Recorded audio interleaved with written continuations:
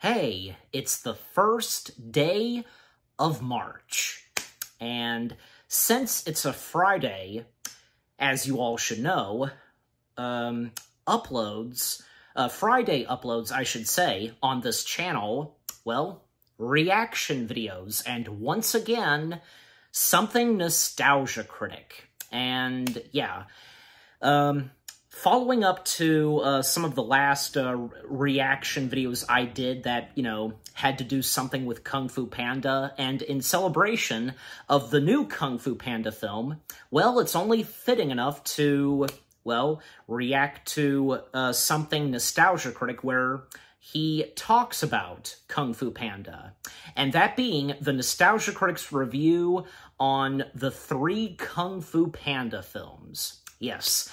And by the way, because speaking of which, as some of you probably know by now, the release date for Kung Fu Panda 4, well, because as of now, it got pushed back to, as of now, later this month, now that we're in March. The original release dates for Kung Fu Panda 4, like, at first, the very beginning, it was supposed to come out, in mid-March, but then it got moved to, the 8th, and as of now, it's now gone back to coming out later this month on the 21st, so, yeah.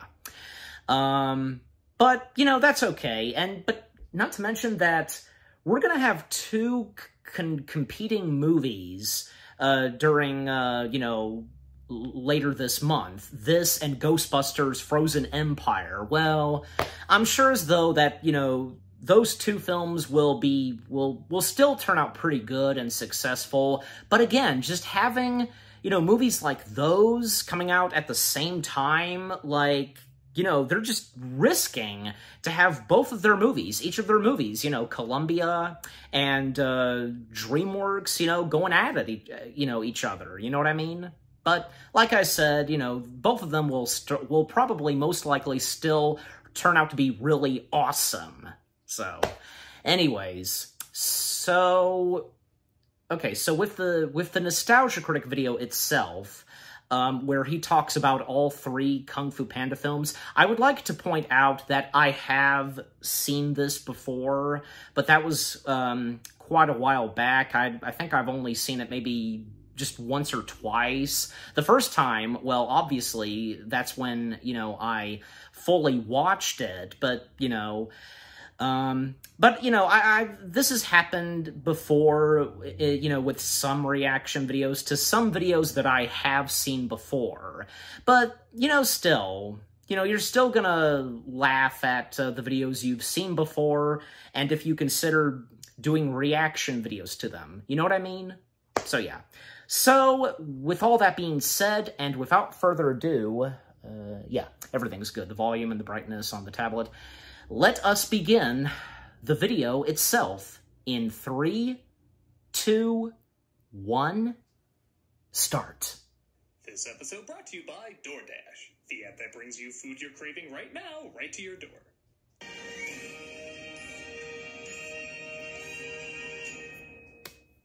All right. And while the intro's rolling, because, yeah. What were your thoughts on the first 3 Kung Fu Panda films? And I'm interested to see what Doug is gonna say about the 4th film. So, not to mention, he mentions it in this video, and more on that later on.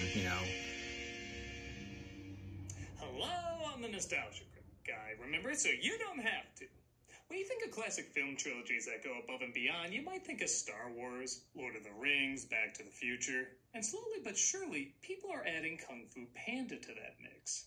If you think that sounds ridiculous, give them a shot, because you clearly haven't seen them yet. Make no mistake, the reaction you're probably having is the same everybody had when they first saw the trailer. It was a 2008 Jack Black animated DreamWorks film that was not getting many laughs from the audience. And as soon as the title Kung Fu Panda was revealed, the silent reactions turned to moans. appearance. Everyone thought this looked terrible. I guess you could blame bad advertising, but I don't know. How do you win people over on Jack Black in Kung Fu Panda? Yeah. Stairs. Jack Black then was seen as, well, Jack Black now. Yeah. Not bad, but not able to save a lame production. Much like the film suggests, though, it's not always wise to judge at appearances because this movie surprised everybody. Oh, yeah. The story takes place in a fictional realm that clearly has a lot of influence from martial arts movies like Seven Samurai or Crouching Tiger, Hidden Dragon, but with a modern sense of humor. Legend says you will be able to hear a butterfly's wing beat. Whoa, really? That's cool. It centers around a panda named Po, voiced by Black, who's a big fanboy of the Furious Five, a group of martial artists who are actually named after martial arts techniques. Monkey, snake, mantis, crane, and tiger. Well, tigress, same thing. When one of them is about to be chosen to be the Dragon Warrior by their master, Uguay, an accident occurs, flinging Po in front of his finger, choosing him instead of Tigress. How interesting. Uguay doesn't believe in accidents, though, and demands that Po be prepared to be the Dragon Warrior. Despite the Furious Fives and even their instructor Shifu, voiced by Dustin Hoffman, wanting to get rid of him. We have failed you. No. If the panda has not quit by morning, then I will have failed you. Things get worse, though, when Shifu's apprentice turned evil Tai Lung, voiced by Ian McShane, breaks loose from his prison and seeks revenge on his teacher and the Dragon Warrior, in hopes of gaining their martial arts secrets. So yeah, the story isn't really anything that new, and it does go the direction you think it's gonna go. But it excels at giving you an amazing journey along the way. Oh, yeah. Just look at this intro. I remember when I saw this, I thought, well, okay, I just saw the one good part of this movie. But it surprisingly keeps this momentum throughout the rest of the film. Yes, it does. This is just the opening fight, and it's so fast and creatively laid out, you'd swear it was done in modern day. Not in a film that came out almost 15 years ago. A lot of the animation is like that. One of my favorite shots is Tai Lung breaking out with a feather. That's already a hilarious setup. But he takes out a guard by stuffing his mouth with another guard's weapon, launching him into the air, taking out all the guards under him while he's flying unconscious, and then using him to take out the last guard. This is only And the 2 Wilhelm seconds Wilhelm long, scream. yet they accomplished so much in that mere 2 seconds. Going off of that, this film is visually stunning. Yes, it I don't want is. to give the impression CG films looked bad before this, but they did not look this good. These landscapes are jaw-dropping, and I'll be honest, I think raised the bar for how CG films are supposed to look. And that transition right Nowadays, there. it's kind of odd if an animated film doesn't have impressive backgrounds in it, even if it is just a kid's comedy. Speaking of comedy, this film is legitimately hilarious. Yes. And it all comes from how distinct, likable, and charismatic the characters are. Well, not all of them have a ton of screen time, like I think Jackie Chan as the monkey has like 5 lines or something. They are relatable. You quickly gravitate towards Po wanting to be accepted and wanting to help out. But you also relate to Shifu and the others feeling cheated after working so hard and giving shade to Po. The only souvenirs we collect here are bloody knuckles and broken bones. Yeah. However, we do see everybody learning something in their own way and their own amount of time. Some of them warm up quickly to Po while others don't. In fact, the higher up and more disciplined they are, the more they see Po as a threat. Even though one Tigress of for the skills is sure. supposed to being able to see things from different angles. If you have any respect for who we are and what we do, you will be gone by morning. When they do see how Po can be powerful, using his weight, determination, and even naivete of the danger he's in, they find a new way to teach him seeing the world by what he values, and using that as a means to help him learn. Even the villain has a pretty good backstory. Oh, yeah. I mentioned how the higher-ups are more closed off to Po being the Dragon Warrior, and it isn't just to serve the story or lesson. We're shown Shifu failing his apprentice, who he practically raised, feeling like he needs to be less lenient and passing that harshness down to his next prodigy.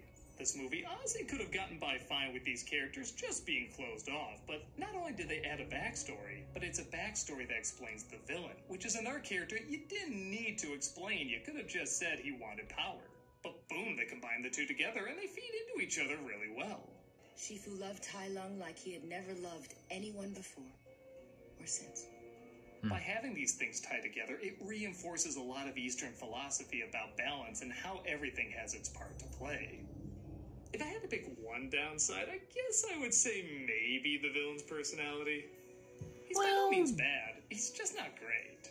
I think they either had to make him really funny, No, he was really good. evil, or really sympathetic. And they tried to do all three.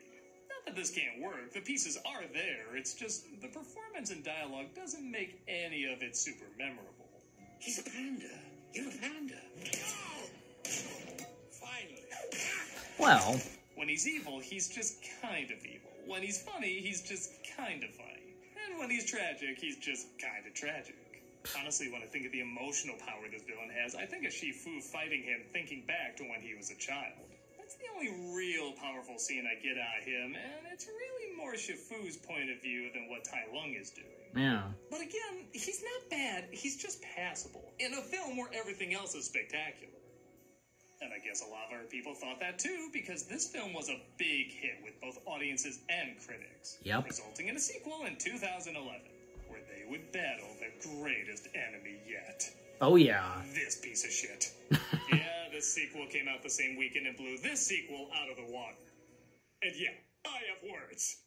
Right after this. Yeah, and not to mention you talked about that before, you know, Why, if it isn't Skippy the Skipper.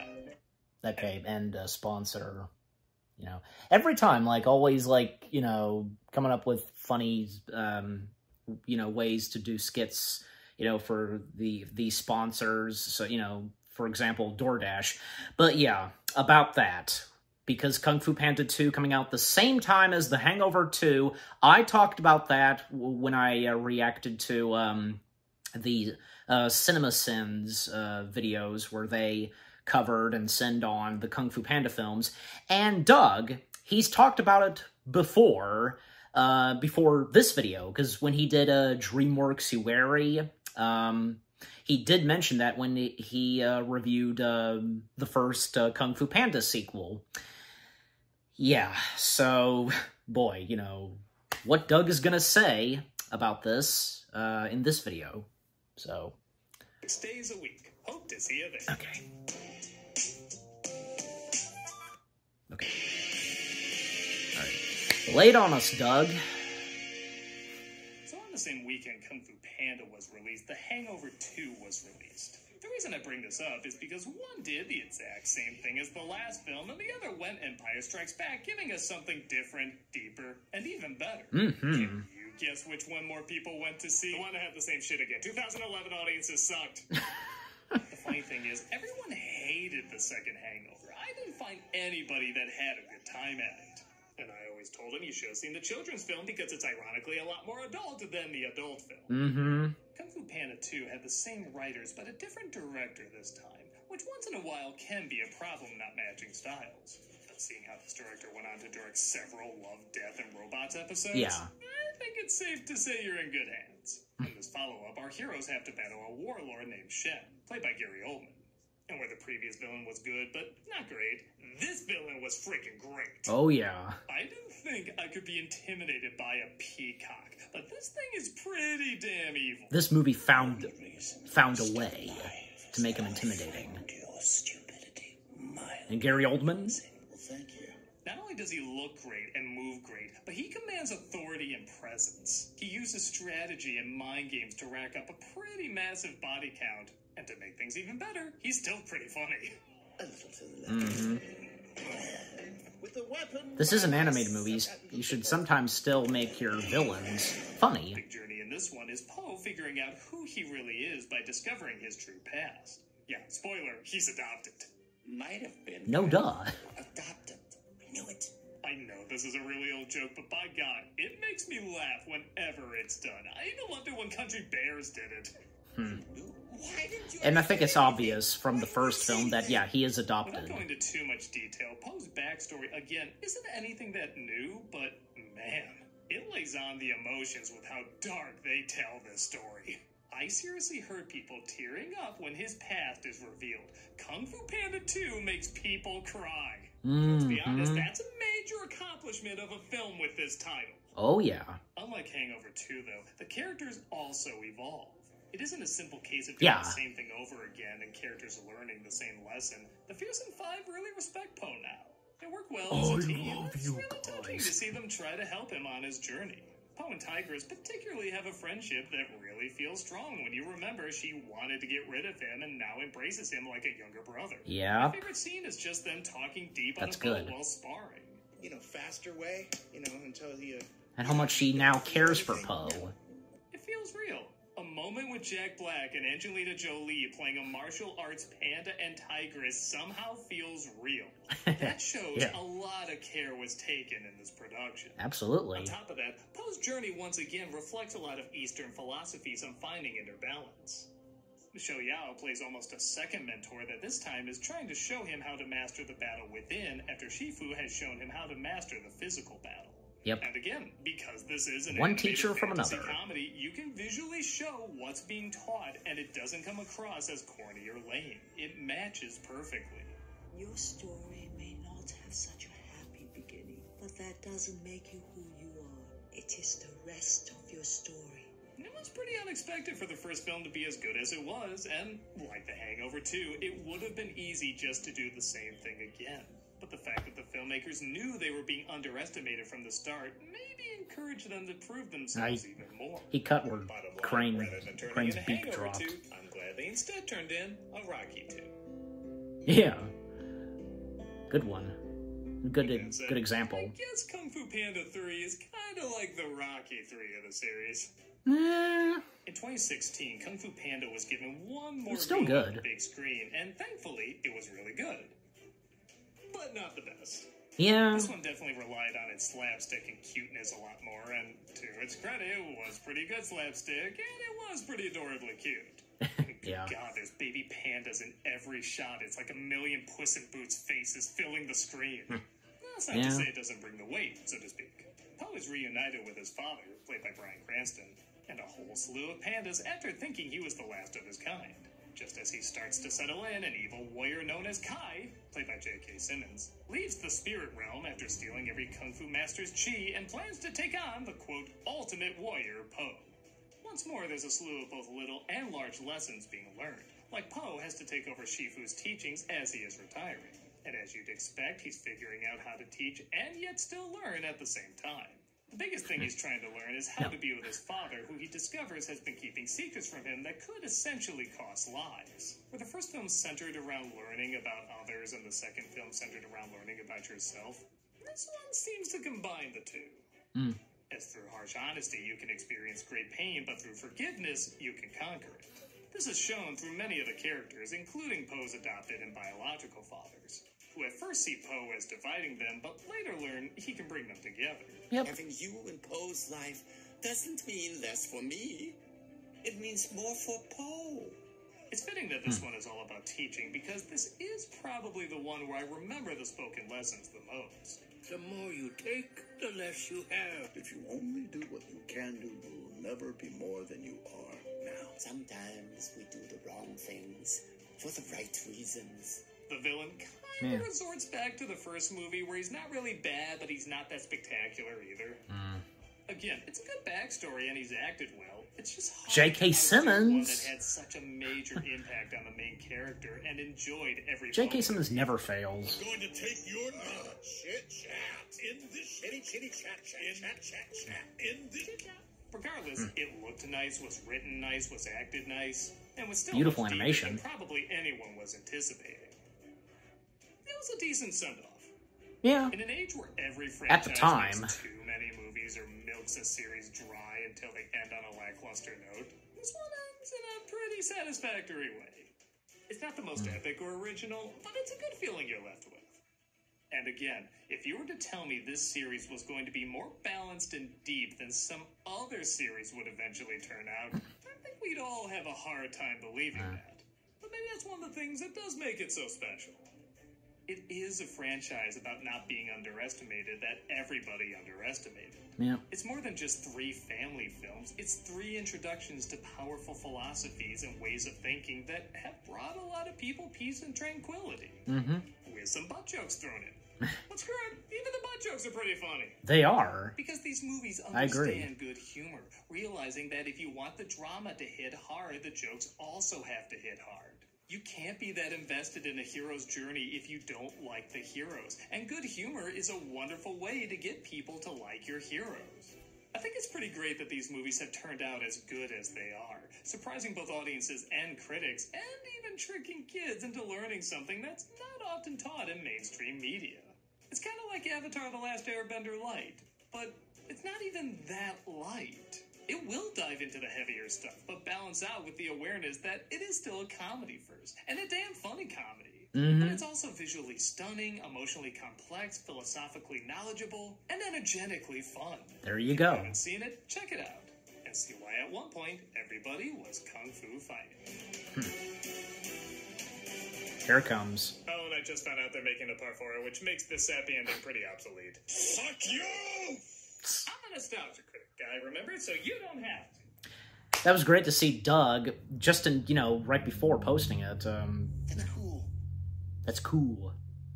Yeah. Again, it's nice to see that, Continuing cameos for charity and all. that Doug managed to, because right before he was about to post it, he made it just in time to mention about Kung Fu Panda 4, happening. So, yeah, okay. So that was the Nostalgia Critics review on the Kung Fu Panda movies. Okay, and here's where I say this. When this came out, this video, well, it was around the time when Kung Fu Panda 4 was announced, and what a big coincidence for this video to come out when that announcement was made, and I'm pretty sure Doug, he didn't see that one coming, and how, again, he managed to, before posting it, do a quick edit to mention Kung Fu Panda 4, so, but yeah, and like Doug, aka the Nostalgia Critic, said, at the time, Kung Fu Panda 3 was a nice send-off, and yeah, because Kung Fu Panda 3 may not be the best like what the first two brought, but it was still pretty good, and yeah, a good send-off at the time. So, at the time, it was a good send-off, and nobody thought that there was gonna be a Kung Fu Panda 4 until now. Not to mention, because I read this, that Jeffrey Katzenberg stated that they, for years, were planning out six Kung Fu Panda films, and without any of us knowing that. So they kept that top secret, very, very top secret. But, of course, as of now, we all know, and from Katzenberg, that, a total of 6 Kung Fu Panda films. So that's pretty cool. Yeah. So what Doug had to say on, all 3 Kung Fu Panda films, I think was pretty well said. I would disagree on what he said about Tai Lung. I thought Tai Lung was pretty good. But if you agree on what Doug says about Tai Lung, yeah, but he was still a good villain. Tai Lung was still great. And also, not to mention, he was voiced by Ian McShane. Excuse me. And, of course, the next villain after Tai Lung, being voiced by Gary Oldman. Yeah, he was fantastic. And then the villain after him, J.K. Simmons. Come on, this is J.K. Simmons we're talking about. He never, like I said, he never disappoints in anything, right? Because he's freaking J.K. Simmons. Yeah, and, everything else that Doug had to say about the movies, from the storytelling, the animation, the funny moments, the butt jokes, they did work in this, and, the emotional and tear-jerking moments, yeah, for sure, and the music was fantastic, and, yeah, and to once again mention about, when Kung Fu Panda 2 came out, around the same time when The Hangover 2 came out, yeah, people should have seen that instead of Hangover 2. And maybe The Hangover 2 should have done what Kung Fu Panda 2 did, character development and so on, you know what I mean? And not to mention, like, other 2011 movies that came out, although I enjoyed most of those movies that came out that year. Even Cars 2. Yes, because if I've established this before, that I really enjoy Cars 2, and it's my favorite Cars movie. I remember when me and my parents went to go see Cars 2, and we all enjoyed it. Yeah, and I'm sure as though that, you know, I'm not the only one that has enjoyed Cars 2, so... But yeah, and I do remember, almost forgot to mention, I do remember when my family and I, we went to see Kung Fu Panda 2, and we found ourselves enjoying it. Like, you know, that goes for everybody else. You know, enjoying that, you know, much more than, say, The Hangover 2. Like, you know, a lot of people went to see that, and less people going to see, you know, an animation masterpiece, you know what I mean? So, yeah. I could go on talking more about the Kung Fu Panda films and what Doug, aka the Nostalgia Critic, had to say on them, but yeah, I think what I've had to say is well established, and since, you know, the previous reaction videos that, you know, that were Kung Fu Panda related, so, you know. So yeah, overall, the Nostalgia Critic video on what he had to say on the first 3 Kung Fu Panda films, well said, well said. That's all I can really say, is just, you know, what he said on them was pretty well said. And what about you guys? What did you think of the Nostalgia Critic video itself, what he had to say on the first 3 Kung Fu Panda films? If you agree with a lot, you know, what he said, some things that, you know, you probably would agree with, like, you know, what he had to say about Tai Lung, you know, Kung Fu Panda 3, you know. And what did you think of my reaction? Leave comments and give this reaction video a like, as always. So, with all that being said, thank you very much for watching. I hope you guys enjoyed my reaction to the Nostalgia Critic video on him reviewing all 3 Kung Fu Panda films. More reaction videos are on the way. They're going to be awesome. Keep looking forward, and I'll see you guys in the next video / reaction. Take care, and peace out. Skadoosh!